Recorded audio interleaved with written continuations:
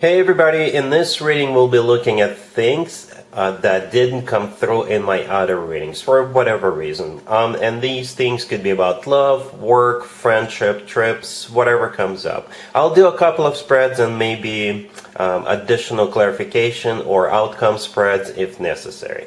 Please like, share, and subscribe to support this channel. Alright, Aquarius, so here's the first lost message. We have the Knight of Swords, clarified by the Ace of Swords. We have the Fool, clarified by Strength. We have the Queen of Swords, clarified by the Sun. And we also have the Page of Swords on the bottom of the deck. You could be dealing with a fellow air sign, Gemini, Libra, or Aquarius. We also have Aries and Leo on the table. We have Leo on the table twice, by the way. Well, Aquarius, did you know that you have a secret admirer? In case you didn't know, now you know, because I just told you. Anyway, the Page of Swords on the bottom of the deck. This card sometimes comes through as a card of a stalker. Somebody who is keeping tabs on someone, somebody who is watching, right? It could be somebody you see every once in a while when you venture outside. Or it could be somebody who is watching you online. Right, so I would just have to assume you already know this individual, right? You could just simply be acquainted with them. It could be a friend. It could be somebody you work with in the same gym. Somebody goes to the same grocery store. I don't know. But they've been keeping tabs on you with that Page of Swords. And guess what? They're going to be unable to hold back anymore, and you're going to be hearing from this individual any second now, like literally any second. Alright, they could be outside your door right now. Pause the video and go check. Okay, you're back? Alright, good. So let's continue. So I got this Knight of Swords. The first card I came out clarified by the Ace of Swords. So you could be dealing with a fellow air sign. Gemini, Libra, or Aquarius. For some of you, they could be a little bit younger than you. Right? The Knights are usually young people. They could be young at heart.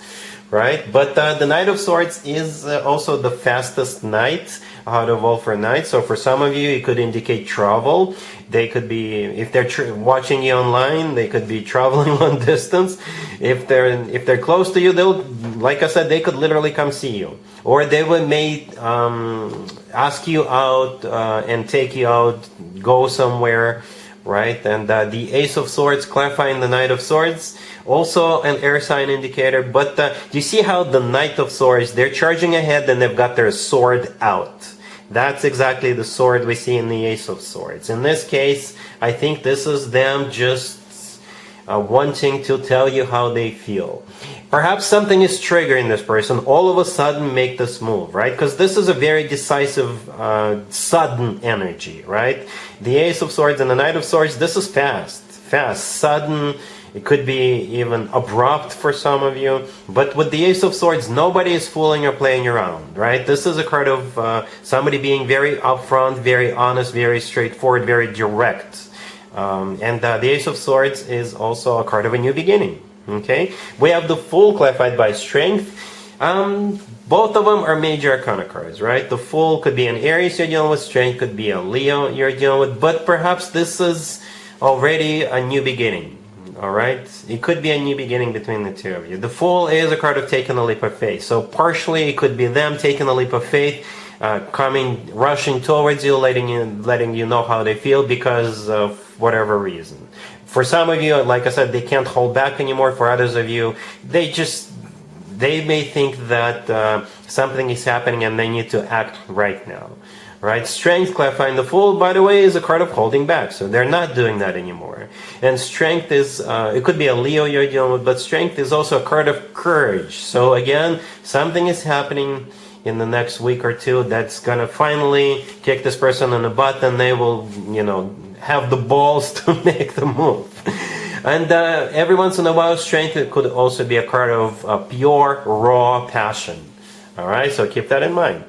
The last card that came out is the Queen of Swords. That's you. I think it's a fair assumption. And as I was clarifying the Queen of Swords, I simply asked, how will Aquarius feel about what's going on, and the Sun showed up. You could be dealing with a Leo, right? You may think, yes, this is a Leo. But at the same time, the Sun is a card of clarity. So you'll be crystal clear about how this person feels because they will tell you. And at the same time, the Sun is the happiest card in the deck. So chances are you will feel happy about what's happening. I don't know what you're going to do next. right? But you will at least you will feel happy that this is happening, that they're telling you how they feel, that they're rushing towards you.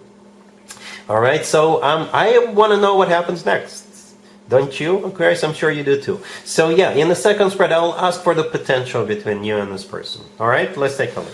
All right, so here's the potential between you and the person we saw in the previous spread, Aquarius. We have the Nine of Cups, the Lovers, the Wheel of Fortune, and the Ace of Pentacles. On the bottom of the deck, you could be dealing with a Gemini, Sagittarius, but at this point, I think you may already know what their zodiac sign is. We start with the Nine of Cups. It's a card of a wish come true. It's also a card of a personal satisfaction and fulfillment, and it kind of reminds me of that Sun card we saw in the first spread, right? Like I said, the Sun is the happiest card in the deck, and I always assume the person in the Nine of Cups is also happy. Okay, because it is a card of personal satisfaction. I assume people are usually happy when they're satisfied. All right, so you'll be happy and satisfied at least about the fact that this person is in your life. They're coming towards you, telling you how they feel. Then we have the Lovers. The Lovers could be a Gemini you're dealing with, but the Lovers is a card of a choice. All right, so at some point you will have to decide what you want to do with this. Also, in my opinion, the Lovers is the best card when it comes to the actual love connection between two people. It's a card of a soulmate connection. It's a card of a twin flame connection if you believe in twin flames. And the Lovers could be the love of your life. So this person could turn out to be the love of your life. Then we have the Wheel of Fortune. It could be a card of literally going somewhere, all right? As we saw in the first spread, travel could be somehow a part of this. But at the same time, the Wheel of Fortune is the start of a cycle, a very fortunate cycle. It is a major arcana card. The Wheel of Fortune is always good news in my spread. So this is the choice, right? Do I want to start this or not? Yeah, it will all come down to that. But the Ace of Pentacles on the bottom of the deck could be a way of the universe to kind of give you an idea. Okay, the Ace of Pentacles is a golden opportunity. It could be a once-in-a-lifetime opportunity. The Ace of Pentacles shows up and changes people's lives because there is a pathway in the right bottom corner of that Ace of Pentacles, right? This is a pathway to a new life. It could be your golden ticket, Aquarius, for some of you. Or you may think of this person or that this is something long-term. Right? The Ace of Pentacles always talks about long term. This card often comes through as a card of a proposal, by the way, right? But essentially it is a card of somebody who wants to get serious, who wants to start a family, who wants to get married and things like that.